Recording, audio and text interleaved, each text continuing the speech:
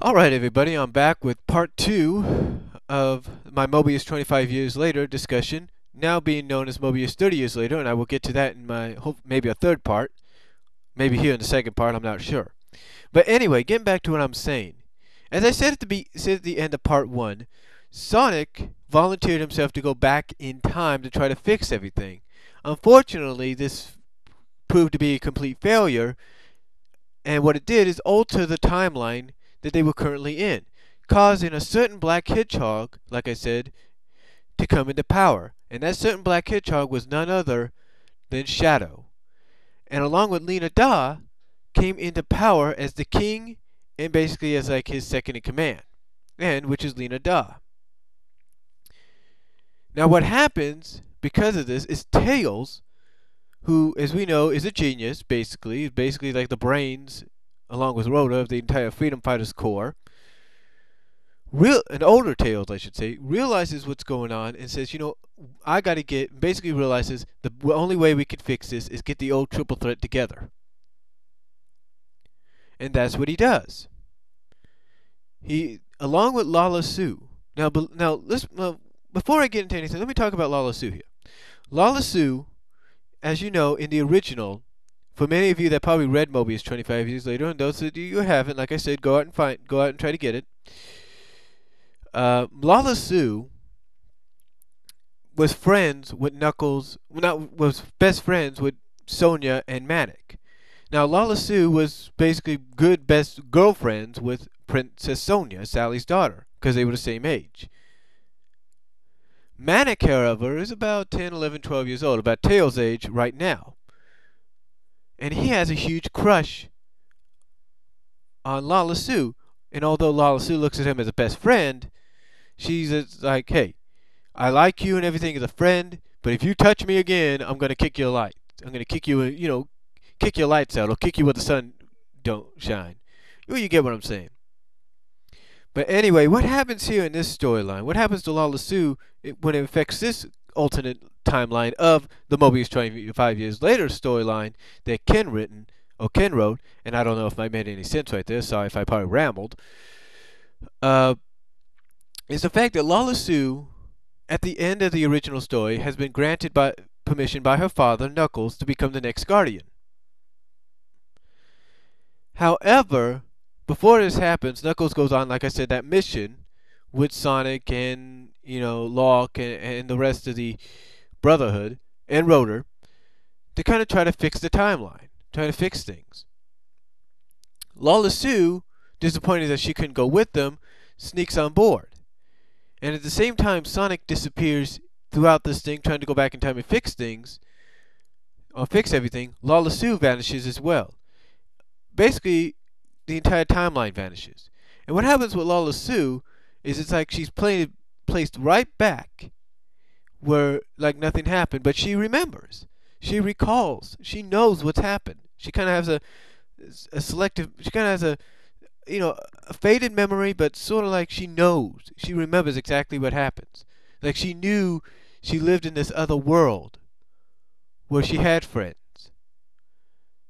And so what Lara-Su does in this storyline, after she has mastered the techniques of her powers and chaos control and everything, Lara-Su ends up helping Tails and Sonic try to round up her father. Now her father does find them. And although it may look like Knuckles is on Shadow's side, Knuckles is actually on their side. And along with Sonic, and along with Lara-Su and Tails, they are able to defeat Shadow. And during this confrontation, we find out that not only Shadow knows about what's happened, but so does Sally, who Shadow, believe it or not, in this storyline, in this timeline, is married to. And although Sally probably doesn't feel the same way about him, it's happened. Anyway, what happens in the end is Lara-Su uses the power that she's been trained with to stop Shadow cold. And thus, Shadow, I don't know what happens to him in the end. I guess he's frozen forever. I don't know what the deal is. After he's disposed of, and Knuckles and Julie-Su walk off, not Julie-Su, but Lara-Su walk off, Sonic and Sally kind of recall what has happened, recall the memories they have with each other, they kiss, and thus become king and queen officially like in the original timeline. I know, now I know some of that doesn't make sense to a lot of people, with both storylines, both the original and the sequel, it doesn't make sense to many fans of what's going on there. But some fans have enjoyed Mobius 25 years later because of what they saw in those two versions, in the Ken Penders version and the Ian Flynn version. But, however, some fans never liked it.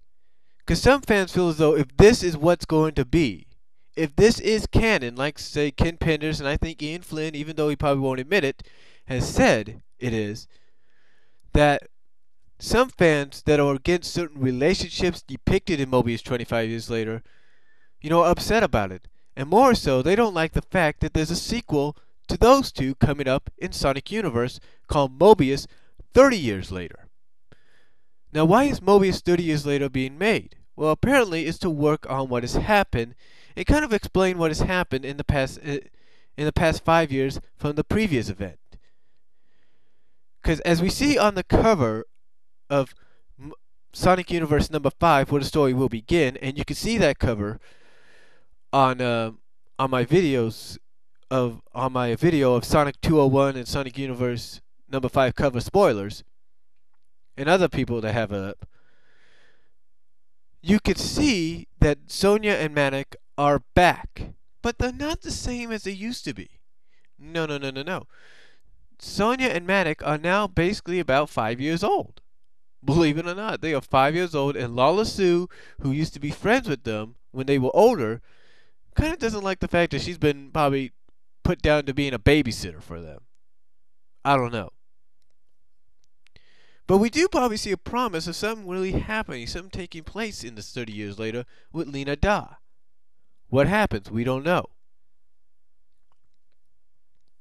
But overall, the Mobius years later storyline, whether it's the Ken Penders, whether it's the first one, the second one, or the upcoming third one, it's a very interesting storyline. And for a lot of people to judge it, they shouldn't have to judge it, because it's a storyline that really kind of shows what could be. True, some characters like Bunny Rabbit and Antoine are not depicted. And true, some people are questioning on how Tails, being like, 10, 11, 12 years old, can marry someone like Mina, who's basically the same age as, say, Fiona. How can that happen? Well, as it said, was one movie I watched recently said, love has no boundaries. But, then again, I'm not the one writing the stories. But anyway, to me, Mobius 25 years later is the kind of storyline you want to enjoy with your family and your friends. And so basically, I'd enjoy it if I was you. I would enjoy it. I'd take the time out. For those that don't like it, kind of look back on it, kind of think, maybe it's not as bad as it seems. And it is a little confusing at times, but it's not as confusing once you read it and get used to it. But that's all I have to say about Mobius years later, the Mobius years later saga storyline of what was recently, and what's going to be. You got any questions? Let's leave them on my page. And I hope you enjoyed what I said, even though I may have not made a lot of sense. And it sounded like I rambled on. So until next time, I'm Brian saying God bless, take care, and I'll talk to y'all later.